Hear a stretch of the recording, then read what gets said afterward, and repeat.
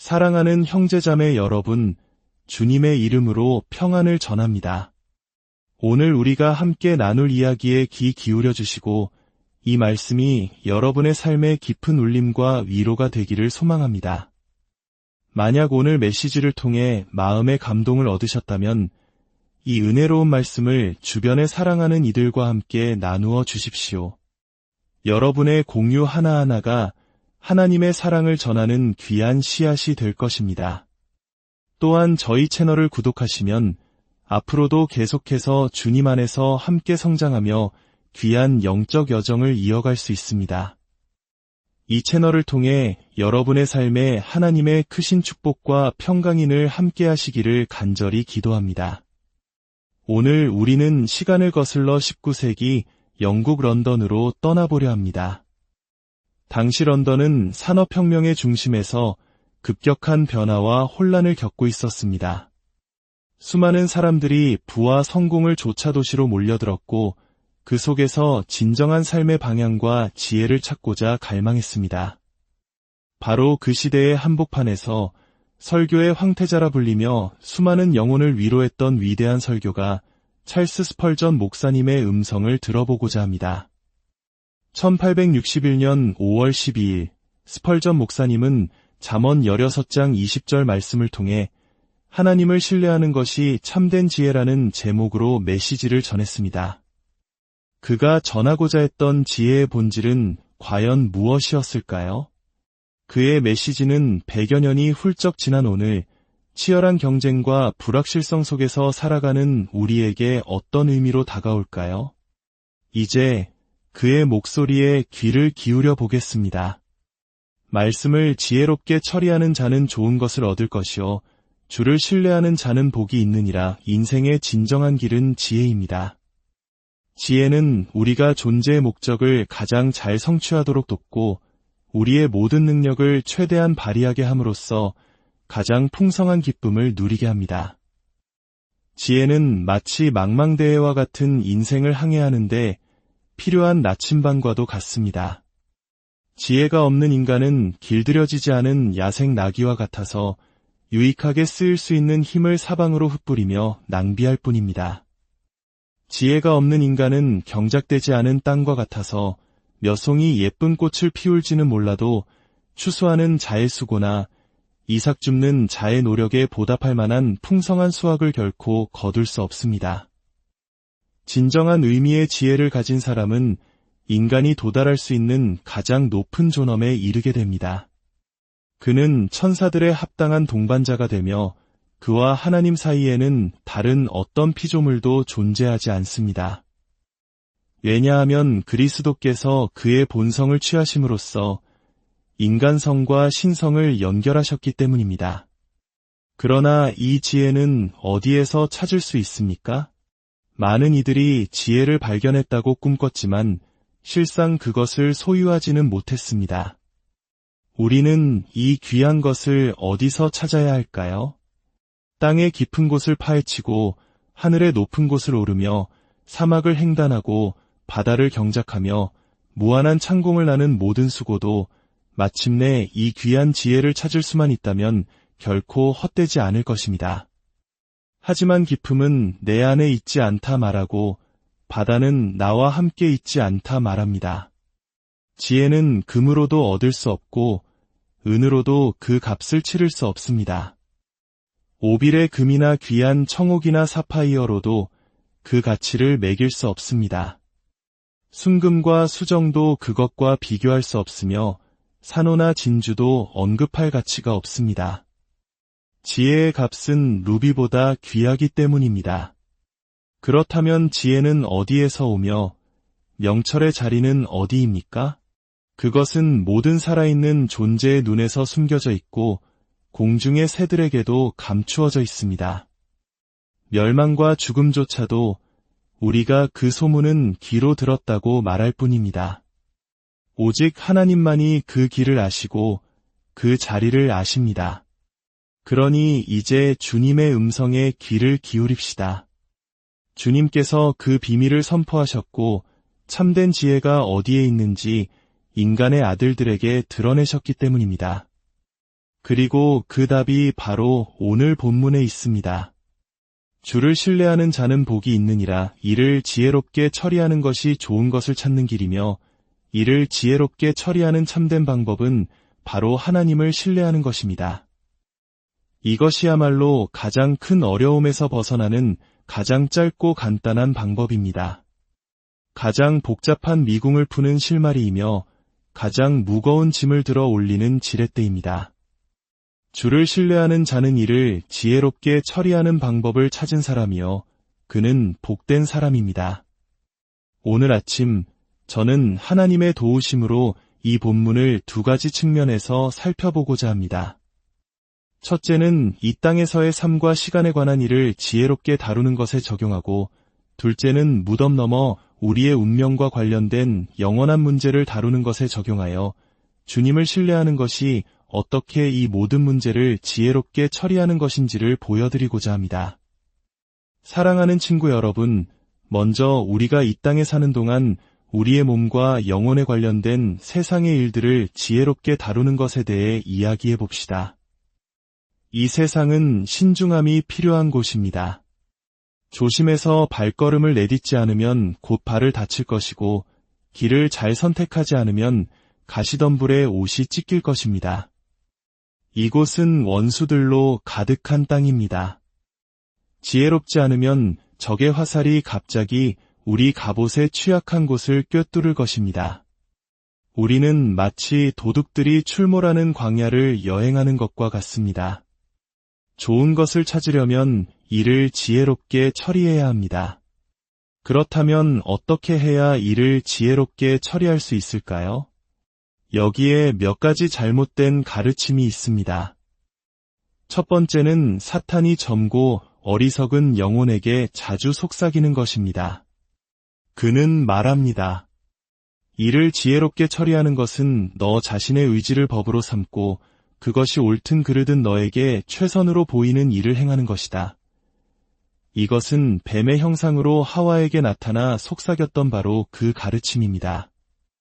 너희가 신들처럼 될 것이다. 그는 하나님의 선하심을 의심하게 하고 마치 하나님이 인간이 자신과 동등한 힘과 존엄에 이를까 두려워하는 것처럼 믿게 했습니다. 과일을 따먹어라. 그가 금지했지만 여호와가 누구이기에 너희가 그의 목소리에 순종해야 하는가? 그가 벌하신다고 위협했지만 그 위협을 믿지 말거나 믿더라도 감히 도전하라. 위험을 감수하지 않는 자는 결코 얻을 수 없다. 과감히 행동하고 도전하면 너는 이를 지혜롭게 처리하게 될 것이다. 하와는 그 과일을 따먹었고 곧바로 자신의 어리석음을 깨달았을 것입니다. 발견된 벌거벗음, 육체의 고통, 피로, 수고, 낙원에서의 추방, 그리고 가시덤불이 우거진 땅을 경작해야 하는 고통은 인간에게 이를 지혜롭게 처리하지 못했음을 가르쳐 주었습니다. 하와의 아들딸들인 여러분, 오래된 뱀이 여러분의 귓가에 속삭일 때를 기억하십시오. 죄를 지으면 어려움에서 벗어날 수 있다. 여유가 있을 때는 정의롭게 행동하되 부정직하지 않으면 살 수 없을 때는 부정직해져라. 거짓말을 하지 않고는 성공할 수 없다면 거짓말을 해라. 사랑하는 이들이여, 그의 목소리에 귀 기울이지 마십시오. 이보다 더 나은 지혜에 귀를 기울이십시오. 이것은 여러분을 파멸로 이끌 기만입니다. 여러분은 좋은 것을 찾지 못하고 오히려 큰 악을 발견하게 될 것입니다. 바람을 심고 회오리 바람을 거두게 될 것입니다. 진주를 얻기 위해 깊은 물에 뛰어들었다고 생각하겠지만 뾰족한 바위가 여러분을 부수고 그 깊은 물에서 다시는 떠오르지 못할 것입니다. 지혜로워지십시오. 하나님께 배우고 여러분을 파멸시켜 그 악의적인 영혼을 만족시키려는 자에게서 귀를 닫으십시오. 형제들이여, 죄를 짓는 것은 결코 지혜로운 일이 아닙니다. 그것이 아무리 최선의 방법처럼 보일지라도 항상 최악의 선택입니다. 어떤 사람이 부자가 되었다고요? 그렇습니다. 그러나 그 부와 함께 슬픔을 얻었습니다. 하나님의 저주를 상속받아 가난이 만들 수 있었던 것보다 훨씬 더 가난해졌습니다. 어떤 사람이 맹세를 어기고 왕위에 올랐다고요? 압니다. 그러나 일시적인 성공이 지속적인 행복의 보증은 아닙니다. 이 생에서 벌을 피한다 할지라도 그 거짓 맹세자는 결국 심판주를 만나게 될 것입니다. 다시 한번 반복합니다. 하나님의 말씀을 어기고 그분의 율법에서 벗어나 결국 자신에게 이익이 되었다고 말할 수 있는 사람은 단 한 명도 없었습니다. 그는 기만을 쌓고 환상을 모았지만 하나님께서 깨어나시고 그 사람이 잠에서 깨어날 때 그는 자신이 그토록 집착했던 허상을 경멸하게 될 것입니다. 이제 뱀은 그의 속삭임을 조금 바꿉니다. 죄를 짓지 마라. 노골적인 부정직이나 도둑질까지 할 필요는 없다. 그러나 지혜로워져라. 그가 말하는 지혜는 교활함을 의미합니다. 바람이 바뀔 때 돛을 조절하라. 어떻게 항구에 도달하겠는가? 곧은 길은 가시밭길이니 우회로를 택하라. 정직이라는 돌의 머리를 부딪힐 필요가 있겠는가? 산이 길을 막으면 산기슭을 돌아가라. 가장 쉬운 길이 최선이라고 지혜가 가르치지 않더냐? 아, 교활한 뱀이여, 비열한 기만자여. 얼마나 많은 사람들이 이렇게 속아 넘어갔습니까? 오늘날 우리가 신뢰할 수 있는 사람이 적은 이유, 높은 자리에 신뢰할 만한 인물이 적은 이유는 바로 이 처세술이 개인과 국가의 법이 되었기 때문입니다. 정직은 화살처럼 곱고 확실하게 목표를 향해 나아가지만 사람들은 구불구불한 길을 택합니다. 리브가의 경우를 보십시오. 그녀는 하나님께서 사랑하는 아들 야곱이 형을 다스릴 것이라는 약속을 들었습니다.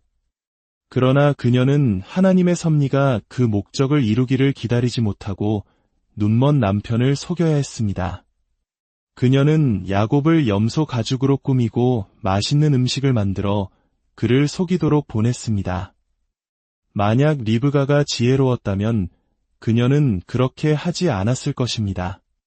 그녀는 자신의 계략이 사랑하는 아들을 집에서 쫓아내고 수년간의 고된 노동을 겪게 하며 일생일대의 큰 실수인 일부다처제를 저지르게 하고 결국 그를 훨씬 더 고통받는 사람으로 만들 것이라고는 조금도 예상하지 못했습니다. 형제들이여, 어떤 경우에도 올바른 길에서 벗어나는 것이 여러분에게 이익이 될 것이라고 생각하지 마십시오. 결국 사람들 사이에서 가장 존경받는 길은 정직한 사람이 되는 것입니다. 생각하는 바를 말하고 말하는 바를 실천하며 옳다고 믿는 것을 행하십시오. 의를 행하다 하늘이 무너져도 정직한 자는 살아남는다는 말을 좌우명으로 삼으십시오. 이제 뱀은 다시 목소리를 바꿉니다. 죄를 짓거나 교활하지 않더라도 인생에서 성공하려면 매우 조심해야 한다. 근심하고 걱정하며 많이 생각해야 한다. 그것이 일을 지혜롭게 처리하는 방법이다. 그는 이렇게 말합니다. 일찍 일어나고 늦게까지 앉아 있으며 근심의 빵을 먹어라. 스스로를 아끼고 가난한 자에게 주지 말고 구두쇠가 되어라. 그러면 성공할 것이다. 형제들이여, 이것은 많은 사람들이 시도했고 평생을 바친 길입니다. 그러나 이것은 결코 일을 지혜롭게 처리하는 방법이 아닙니다. 신중함, 근면함, 필요한 예지력은 미덕입니다. 그리스도인의 성품에 이것들이 없다면 큰 결함일 것입니다. 그러나 이것들을 성공의 기초이자 핵심 재료로 여길 때 사람들은 심각한 오류에 빠지게 됩니다. 너희가 일찍이 일어나고 늦게 누우며 수고의 떡을 먹음이 헛되도다. 그러므로 여호와께서 그의 사랑하시는 자에게는 잠을 주시는도다. 근심은 좋은 것입니다. 만약 그것이 선한 근심이라면 말입니다. 그러나 그것이 나를 돌보시는 분께 맡기지 못하는 악한 근심이라면 그것은 악한 것입니다. 탐욕스러운 사람들은 위선자 다음으로 악마에게 가장 크게 속는 자들입니다.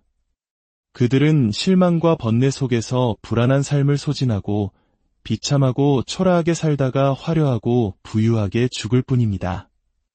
마지막으로 청년들에게 흔히 제시되는 또 다른 잘못된 지혜가 있습니다.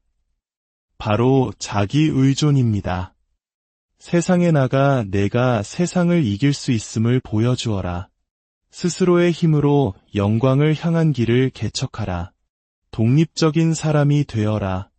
너 자신을 의지하라. 형제들이여, 많은 이들이 이 자기의존을 시도했지만 그들의 기만은 끔찍했습니다. 불같은 시련의 날이 왔을 때 그들은 사람을 의지하는 자는 저주를 받으리라는 말씀을 깨닫게 됩니다. 비록 항구를 떠날 때는 도대에 바람을 가득 안고 의기양양하게 출발했지만 모래 위에 난파선처럼 부서진 채 남겨졌습니다. 다른 사람에게 속는 것보다 자기 자신에게 속는 사람이 더 많습니다. 그렇다면 지혜의 길은 무엇입니까? 본문이 답합니다. 주를 신뢰하는 자는 복이 있느니라. 그렇습니다. 세상의 일에서 우리가 하나님을 신뢰하는 법을 배운다면 우리는 행복해질 것입니다. 우리는 게을러서는 안 됩니다. 그것은 하나님이 아닌 게으름의 아비인 악마를 신뢰하는 것이기 때문입니다. 우리는 무모하거나 경솔해서는 안 됩니다.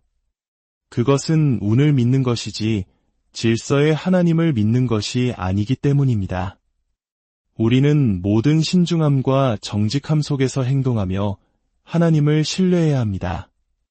오직 그분께만 전적으로 의지해야 합니다. 하나님을 신뢰하는 삶은 수많은 이점을 가져다 줍니다.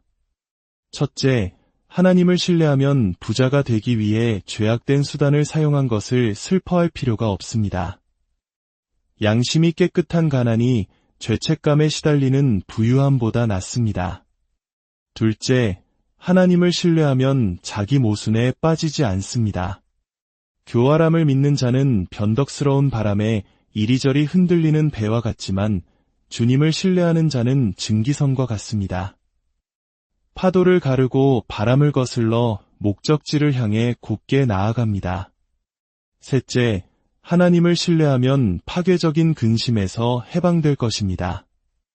내 마음이 확정되었고 주를 신뢰하니 흉한 소문을 두려워하지 아니하리로다. 오래전 한 교부가 아침에 길을 나섰다가 거지를 만났습니다. 그가 좋은 하루 되십시오라고 인사하자 거지는 선생님, 제 인생의 나쁜 날은 단 하루도 없었습니다. 라고 답했습니다. 교부가 그의 누더기 옷과 텅 빈 지갑을 보며 위아해하자 거지는 말했습니다. 제 옷은 하나님께서 원하시는 만큼 좋은 것이고 제 지갑은 주님께서 채워주신 만큼 가득합니다. 그분을 기쁘시게 하는 것이 저를 기쁘게 합니다. 교부가 물었습니다. 만약 하나님께서 당신을 지옥에 던지신다면요? 거지는 답했습니다. 그런 일은 결코 없겠지만 만약 그렇다 해도 저는 만족할 것입니다. 제게는 믿음과 사랑이라는 길고 강한 두 팔이 있기 때문입니다. 저는 이 두 팔로 구원자의 목을 감싸고 결코 놓지 않을 것입니다. 그러니 제가 지옥에 가더라도 그분께서 함께 계실 것이니 그곳이 바로 저에게는 천국이 될 것입니다. 믿음과 사랑이라는 그 두 팔, 여러분이 구원자의 목에 매달릴 수만 있다면 어떤 악천후나 치명적인 난파선도 두려워할 필요가 없습니다. 그리스도께서 내 배에 계시니 두려워할 것이 무엇입니까? 그분께서 키를 잡고 바람도 다스리십니다. 내 마음을 다하여 주를 신뢰하고 내 명철을 의지하지 말라. 여러분의 모든 어려움을 오늘 아침 하나님께 가져가십시오. 그분은 기꺼이 도우실 것이며 도우실 능력이 있습니다. 이제 두 번째 부분으로 넘어가겠습니다. 영적인 문제에 있어서도 이를 지혜롭게 처리하는 자는 좋은 것을 얻을 것입니다. 우리 영혼과 하나님 사이에 놓인 이 두려운 문제를 어떻게 지혜롭게 다루어야 할까요? 여기서도 늙은 뱀이 다시 등장합니다. 그는 청년에게 속삭입니다. 이 문제를 다루는 가장 쉬운 방법은 그냥 내버려 두는 것이다. 너는 아직 젊고 시간은 많다. 지금 종교에 대해 생각하면 방해만 될 뿐이니 나중에 생각하라. 청년 여러분, 이것이 과연 가장 지혜로운 방법일까요? 이것은 지옥으로 가는 직행도로입니다. 천국으로 가는 길은 설명하는데 시간이 좀 걸릴 수 있지만 지옥으로 가는 길은 단 한순간에 알려드릴 수 있습니다. 맹세하거나 술에 취하거나 잔인한 악인이 될 필요도 없습니다. 그보다 훨씬 쉽습니다. 바로 무시하는 것입니다. 그것만으로도 여러분의 영혼은 확실히 길을 잃게 될 것입니다. 사도 바울이 어떻게 말했는지 기억하십시오. 우리가 이같이 큰 구원을 등한히 여기면 어찌 그 보응을 피하리요. 어떤 이들에게 사탄은 이렇게 말합니다. 무시하지 않을 거라면 그냥 쉽게 믿어버려라. 저기 성직자가 내 일을 대신 처리해 줄 것이다. 그에게 맡기면 모든 것이 잘 될 것이다. 교회에 가입하고 세례를 받으면 그것으로 충분하다.